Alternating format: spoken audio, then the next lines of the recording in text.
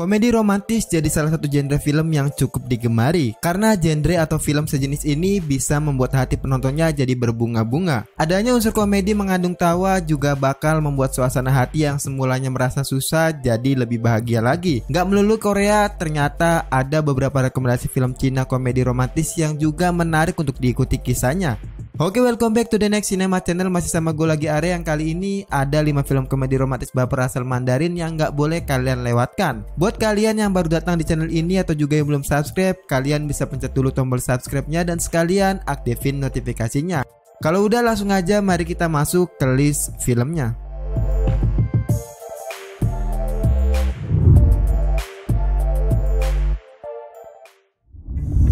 Langsung aja film yang bakalan membuat kalian enjoy di depan layar karena menawarkan banyak kelebihan baik dari segi cerita, aktor, ataupun yang lainnya. Dan juga So I Married Auntie-Fan diangkat dari novel karya Kim Eun Jong dengan judul yang sama. So I Married Auntie-Fan menceritakan tentang seorang wartawan bernama Miao Miao Fang yang tanpa sengaja mengetahui sebuah rahasia dari seorang superstar yaitu Hao Jan. Bagai mendapat harta karun, dia berniat untuk menuliskan berita terkait rahasia tersebut. Namun sang artis berhasil menggagalkannya. Malah nggak dapat ditolak, justru peristiwa ketika Miao Miao dan Hao Jan bertengkar itu tertangkap kamera jurnalis lain yang kemudian mempublikasikannya. Karena kejadian itu, Miao Miao akhirnya dipecat dari pekerjaannya. Mungkin sejak saat itulah Miao Miao jadi amat membenci Hao Jun dan dia kemudian menjadi seorang anti-fan yang melakukan bermacam cara untuk mengacaukan kehidupan sang superstarnya. Nah, mungkin sebenarnya tema besar film ini sudah sangat mainstream banget, nggak jauh-jauh dari benci jadi cinta. Namun entah kenapa tetap menarik untuk ditonton. Mengangkat anti-fan juga sebenarnya sangat menarik. Komedi yang coba ditawarkan juga berhasil mengocok perut gua. Gokilnya dapet, apalagi dibarengi alur maju mundur yang menambah kita nggak perlu mendebak-nebak. Kim Jae Young menurut gua sutradara yang sangat cerdas karena cerita yang mainstream ini berhasil dan diterima oleh semua penikmat film komedi romantisnya. Penampilan aktor Cha Yul juga sangat menarik perhatian publik, dan kalian juga harus nonton sendiri bakat lebih dari aktor yang satu ini. So I Married Auntie-Fan tayang perdana pada 30 Juni 2016. IMDb memberikan rating untuk film kocak asal Mandarin yang satu ini sebesar 6,0 dari 909 pengguna akun dengan dilabeli PG-13.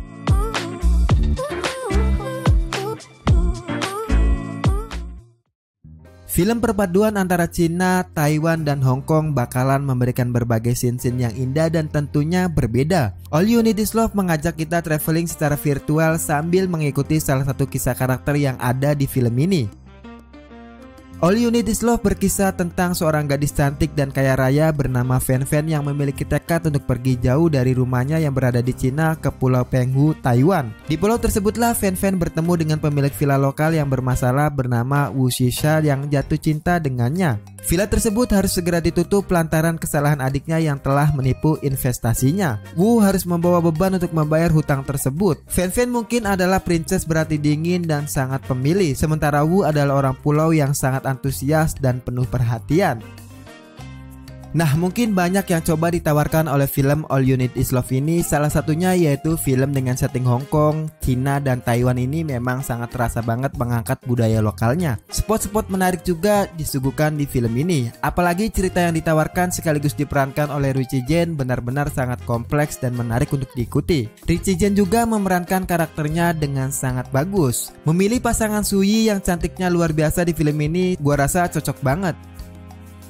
All You Need Is Love tayang perdana pada 4 September 2015. IMDb memberikan rating untuk film yang memberikan scene-scene menakjubkan ini sebesar 5,7 dari 167 pengguna akun serta dilabeli 15.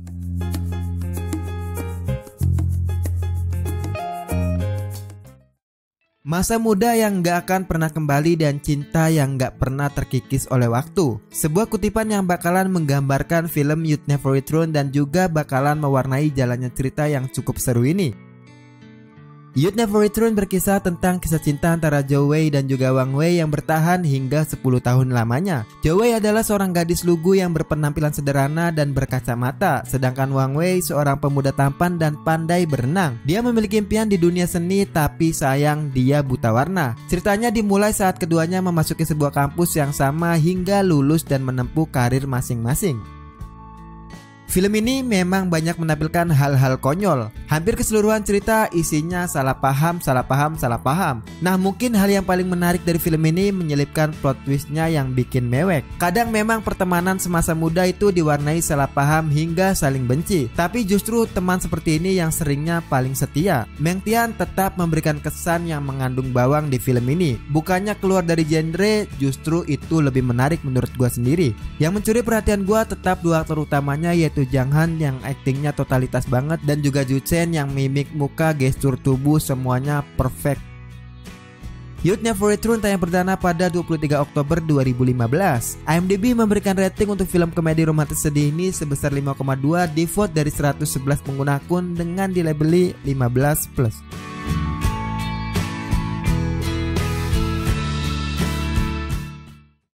Sebuah film yang memiliki premis cukup menarik dan jarang banget dia angkat ke layar lebar. Bukan sekedar percintaan, banyak juga yang coba ditawarkan oleh film I Will Die ini. Jadi kalian harus masukkan list ini ke daftar tontonan kalian semua.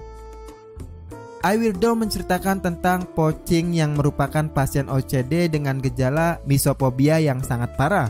Keanehannya ini juga telah mengisolasi dirinya dari masyarakat umum dan orang-orang melihatnya sebagai orang yang sangat aneh. Po Ching pergi berbelanja pada tanggal 15 setiap bulannya. Suatu hari dia bertemu dengan Chen Xing yang sangat aneh juga. Ini merupakan takdir yang mempersatukan Po Ching dan juga Chen Xing. Hubungan mereka pun sangat sempurna. Keduanya menyadari bahwa mereka nggak sendirian di dunia ini dan perlahan-lahan membentuk hubungan romantis berdasarkan masalah bersama mereka dan seberapa baik mereka bekerja sama.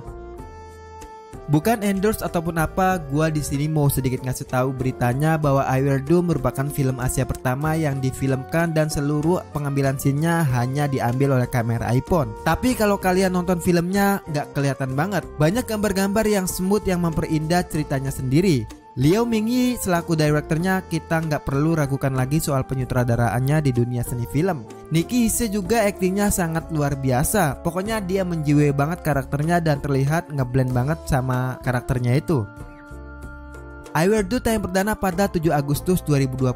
IMDb memberikan rating untuk film berbeda ini sebesar 7,2 di vote dari 500 pengguna akun serta dilabeli R.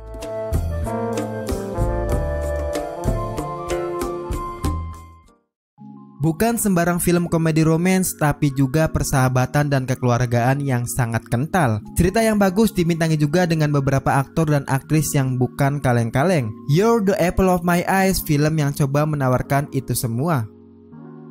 You're the Apple of My Eyes bercerita pada tahun 1994 di Changhua, pantai barat Taiwan. Ko Ching Teng adalah murid di sekolah menengah Chingchang dan dia bersama teman-temannya jahil dan suka bermain aja. Semuanya teman suka dan mengejar Shen Xiayi, gadis paling cerdas di kelas mereka, tapi nggak dengan Ko Teng. Suatu ketika Ko Teng dan temannya ketahuan berbuat hal yang senonoh di dalam kelas. Akibatnya dia dihukum dan duduk di depan bangku Shen Xiayi. Gadis itu juga ditugaskan untuk membantu Ko Teng yang nilainya rendah, tapi dia menolak keras atas usulnya itu. Pada satu kejadian, Shen Xiayi lupa membawa buku. Tanpa pikir panjang, Ko Teng membantunya hingga laki-laki itu mendapat hukuman. Merasa berhutang budi, Shen Xiayi akhirnya membantu Ko Teng belajar dan hubungan mereka pun dimulai. Secara keseluruhan, gua cukup suka dengan film You're the Apple of My Eye ini. Lumayan banget buat kita mengenang masa-masa SMA dulu, mulai dari kenakalannya sampai semangat saat belajar agar lulus dan masuk ke perguruan tinggi. Sama halnya dengan yang lain, cerita seperti ini ya mungkin mainstream, akan tetapi semuanya memiliki hal yang unik masing-masing. Di film ini bisa gua katakan banyak keunikan yang bakalan kalian temui. Bukan ceritanya aja yang bagus, tapi penuh makna juga. You're the Apple of My Eye tayang perdana pada 19 Agustus 2011. IMDb memberikan rating untuk film romansa SMA ini sebesar 7,6 serta di vote lebih dari 10.000 pengguna akun dengan dilabeli PG-13.